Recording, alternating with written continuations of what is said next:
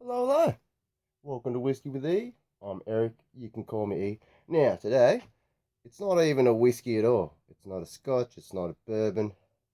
We have Bundaberg Overproof rum. All right.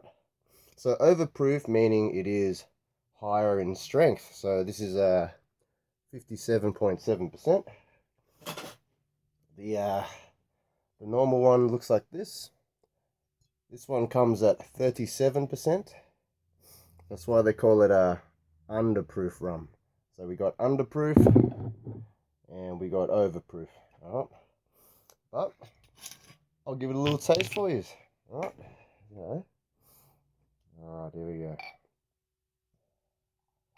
Look at the colour, guys. Look how dark that colour is. Oh. Now.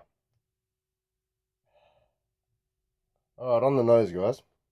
You are really getting caramel coming through with the signature rum nose. Is that oaky? There's a bit of spice. I don't even know how it is spice, but I'm getting spice.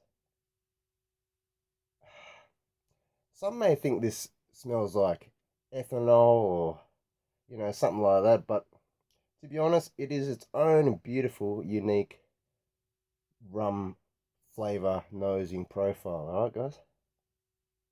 Now at 57.7%, you're not even getting any bad fumes. The alcohol fumes. This is actually very pleasant. Let's just say compared to some Caribbean rums, this Australian rum is the go here in Australia. It's what everyone grows up drinking when you're younger, when you're in high school. Everyone just mixes this with Pepsi or Coke.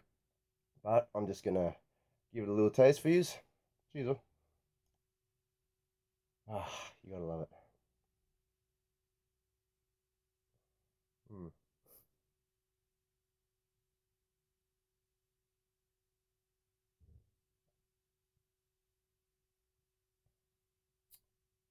All right, so what can I say? It goes down sweet. Then there's a bit of a spice on the end. Like if it was in the bourbon world, you'd be thinking like, oh yeah, it's got a bit of a rye spice on the end, but it's not a rye, it's not a bourbon. So the spice must just be from the oak, because it is aged in oak barrels, I believe. Um, Distilled, aged, then bottled at a higher strength for a bold flavor, full of oak, caramel, and spice. All right. Let's give it the back a little read, guys. All right, so 1936, catastrophe amongst the cane. All right, so rum is made from cane sugars. All right, guys. So a lightning strike sparks a devastating fire at the distillery. Hundreds of brave locals valiantly battle the blaze, but all is lost. Millions of gallons flow into the mighty Burnett, and the river runs rum. With true Aussie optimism, the townsfolk rally around and begin the long rebuild. It doesn't even talk about it doesn't even talk about you just heard what it just said, guys. That's pretty very interesting. Australian made, distilled and matured at Bundaberg Distilling Company in Bundaberg, Queensland. Alright, so Queensland's in the northern part of Australia, but it is safest not to drink while pregnant. It is safest not to drink while pregnant. Alright, guys? But let's have another taste, eh? Yeah, like, to be honest, if you have never tried Bundaberg rum before and you are a rum person, I really suggest you try some. Alright, guys? Like it is a it is a flavor profile that maybe you gotta, get used to it, or how you first try a smoky scotch and you're either gonna like it or you're not. Alright? So this might not be for everyone, but I'm just saying compared to some other rums out there.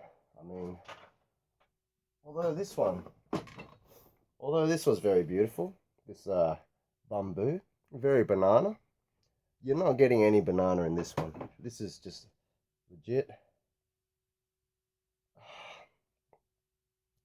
Yeah, it's that caramel. It's that caramel. Light vanilla. But yeah, it's just, I don't even know how you explain spicy, but it must just be the spice in the nostrils. Anyways, another taste. Here's all.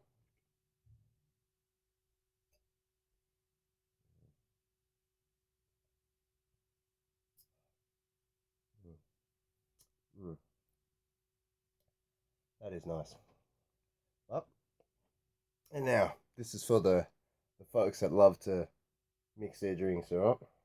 So, just a tad. Whoop.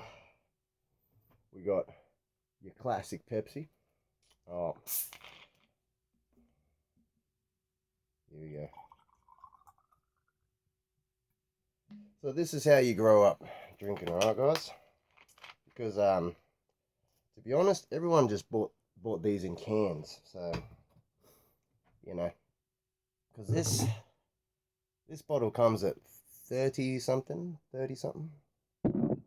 So this is the underproof, alright? So 37%. That's the original. You know, they have a lot of core expressions in their core range, guys. So we got the underproof, we got the overproof. Alright. Overproof. They have you know, there's a few core expressions there, guys. They have a few flavored ones. There's limited edition 9-year-old ones. I've tried a few, but let's just say this is the best value for your money here. All right. By that I mean, for $58, you're getting 57.7%, or obviously, or of course I enjoy the rare breed, you know, but you know, 58.4%, but this is 89 to $100. So you know what, if you can't afford 89 to $100, 58 bucks. It's not as complex, obviously. Bourbon is just made with more different ingredients, so their complexities is a bit different. The rum is just more purely sugarcane, you know, but at least they age it. And yeah, I would like to see rum get a little bit more creative, to be honest. Like if they tried finishing their rums in different barrels, or I don't even know, you know what I mean? Like, you know, rum could have a little bit of a boom too if they got more creative. But geez, oh,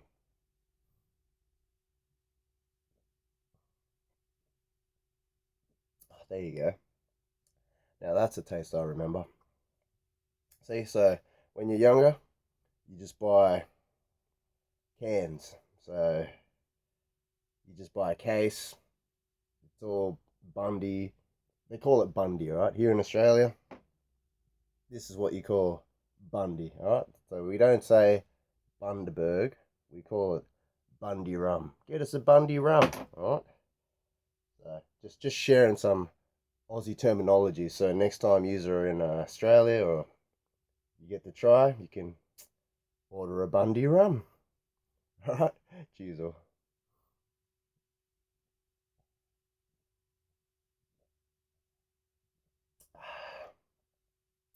Very refreshing.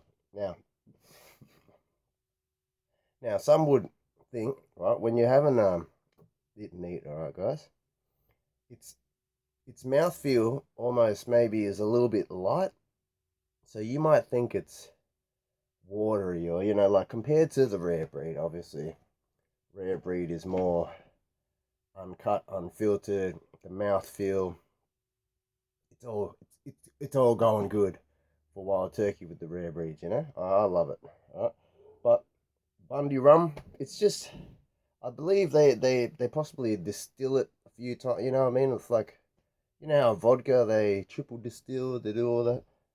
I believe they may do this with this. I'm just saying, even though it's a bit thin, it is high percent alcohol. So, and there is no burn, all right, guys. Don't think that there is a burn. It just goes down beautifully. Um, the finish, you wouldn't really describe it as a really long finish, but the heat is there. It's not like having a bourbon and it's like a Kentucky hug. This is a bit of a different kind of hug. All right, it's an Aussie hug. All right.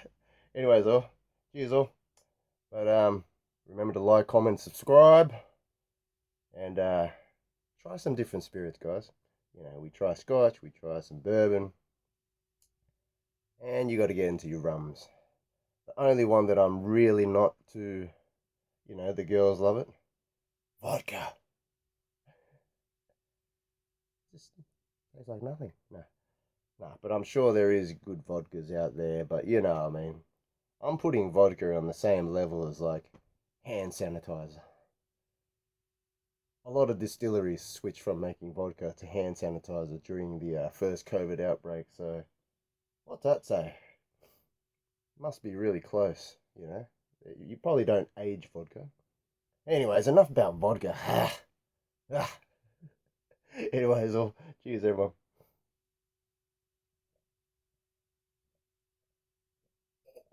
Mm, beautiful. All right, all. God bless. Much love. Drink responsibly. Drink more different spirits. Try more different spirits. Blend them all together if you can. Blending. The art of blending. Get into it, guys. You know, there is a really art to this, and that's why I always like to try to suggest to people, if you're not enjoying something, maybe mix it with other spirits.